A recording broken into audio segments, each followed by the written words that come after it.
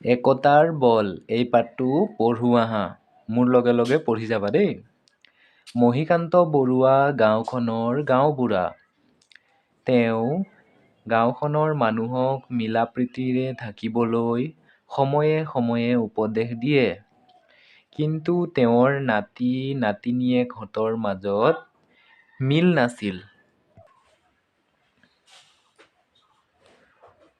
নাতি নাতিনীয়েকহঁতৰ মাজত মিলাপ্ৰীতি নোহোৱা দেখি মহীকান্তৰ মহাচিন্তা। এনে অৱস্থাত এদিন জহকালি সন্ধিয়া ককাক মহীকান্তই সিহঁতক কাষলৈ মাতি আনি ক'লে, আজি মই তোমালোকক এটা মজাৰ সাধু ক'ম। সাধু ক'ব বুলি কোৱাৰ লগে লগে সিহঁতে ককাকৰ কাষত জুম বান্ধিলে। ককাকে আৰম্ভ কৰিলে। এখন গাঁৱত এজন খেতিয়ক আছিল। খেতিয়কজনৰ 4জন পুতেক। পুতেককেইজনৰ মাজত একেবাৰে মিলাপ্ৰীতি নাছিল। দেউতাকে সৰুৰে পৰা তেওঁলোকক নানান মূল্যৱান উপদেশ দি আহিছিল। কিন্তু দেউতাকৰ উপদেশলৈ পুতেকহঁতে কাণসাৰেই কৰা নাছিল। দেউতাকে বহু কষ্টৰে খেতি-বাতি কৰি পৰিয়ালটো পোহপাল দিছিল। পুতেকহঁতে কিন্তু দেউতাকক কোনো ধৰণৰ সহায় কৰা নাছিল। ঠিক আছে, এতিয়া নেক্সট পেজত। খেতিয়কজন ক্ৰমে বুঢ়া হৈ আহিল। পুতেকহঁতৰ স্বভাৱ দেখি চিন্তাত তেওঁৰ টোপনি নহা হ'ল। তেওঁ ভাবিলে, এনেদৰে থাকিলে পুতেকহঁত ভৱিষ্যতে বিপদত পৰিব। তাকে ভাবি তেওঁ ল'ৰাহঁতক কথাই কামে বুজাবলৈ এটা বুদ্ধি পাঙিলে। এদিন তেওঁ পুতেকহঁতক কেইডালমান ইকৰাৰ কাঠি আনিবলৈ ক'লে। দেউতাকৰ কথামতে পুতেকহঁতে ইকৰাৰ কাঠি কেইডালমান আনিলে। তেতিয়াই দেউতাকে প্ৰত্যেককে একোডালকৈ কাঠি ভাঙিবলৈ দিলে। চাৰিওজনে সেই কাঠি অনায়াসে ভাঙিলে। এইবাৰ দেউতাকে কাঠিবোৰ মুঠা বান্ধি পুতেকহঁতক এডাল এডালকৈ এজন এজনকৈ ভাঙিবলৈ দিলে। তেওঁলোকে প্ৰত্যেকে মুঠাটো ভাঙিবলৈ চেষ্টা কৰিলে।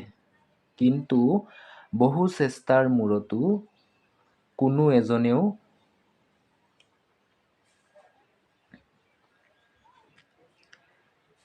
এজনেও কাঠিৰ মুঠাটো ভাঙিব নোৱাৰিলে।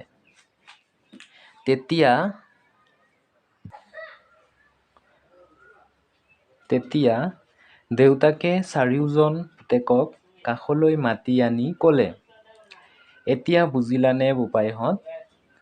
তোমালোক আটায়ে একোডালকৈ কাঠি দিওঁতে সহজে ভাঙিব পাৰিলা। কিন্তু গোটেইকেইডাল কাঠি মুঠা বান্ধি দিওঁতে ভঙাত সফল হ'ব নোৱাৰিলা। ঠিক তেনেদৰে একেলগে মিলাপ্ৰীতিৰে চলিলে কোনেও তোমালোকৰ একো হানি-বিঘিনি ঘটাব নোৱাৰে। খেতি-বাতি, বেপাৰ-বাণিজ্যতো সফল হ'ব পাৰিবাহঁক। এতিয়াৰে পৰা তোমালোকে সকলো কাম-কাজ একেলগে কৰিবা। প্ৰত্যেকে ঘৰৰ প্ৰতিজন সদস্যৰ দিহা-পৰামৰ্শ লৈ কাম-কাজ কৰিলে সফল নোহোৱাৰ কাৰণ নাই। সকলো কামকে লগে-ভাগে আনন্দেৰে কৰাৰ চেষ্টা কৰিবা। চাৰিওজন পুতেকে কথাটো বুজি পালে আৰু একলগ হৈ কামত লাগিলগৈ। সাধুটো শেষ কৰি ককাকে ক'লে, এতিয়া বুজিলানে? মিলি-জুলি থাকিলে তোমালোক কেতিয়াও বিপদত নপৰা। সকলো কামতে সাফল্য অৰ্জন কৰিব পাৰিবা। এতিয়া যোৱাহঁক, ফলি-ফুটি লোৱাগৈ। এই পাঠটো ইমানতেই শেষ হৈছে আৰু ইয়াৰ প্ৰশ্ন উত্তৰসমূহ মই কৰাই দিম। তোমালোকে ভালদৰে লিখি ল'বা দেই। উত্তৰ দিয়া। গাঁওবুঢ়া মহীকান্তৰ নাতি নাতিনীয়েকহঁতক লৈ কি কৈছিল? উত্তৰ হ'ব সাধু কৈছিল। খ নম্বৰ, সাধুকথা কম বুলি কোৱাত নাতি নাতিনীয়েকহঁতে কি কৰিলে? উত্তৰ হ'ব জুম বান্ধিলে। ঠিক আছে। গ প্ৰশ্ন, খেতিয়কজনৰ কেইজন পুতেক আছিল? উত্তৰ হ'ব 4জন।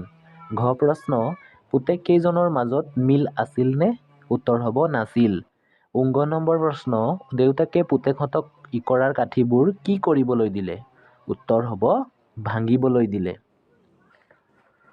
প্ৰথম চ, ইকৰাৰ মুঠাটো সিহঁতে অকলে ভাঙিব পাৰিলেনে? উত্তৰ নোৱাৰিলে। দ্বিতীয় চ, মিলিজুলি থাকিলে কি হয়? আৰু উত্তৰ হ'ব কেতিয়াও বিপদ নহয়। ঠিক আছে।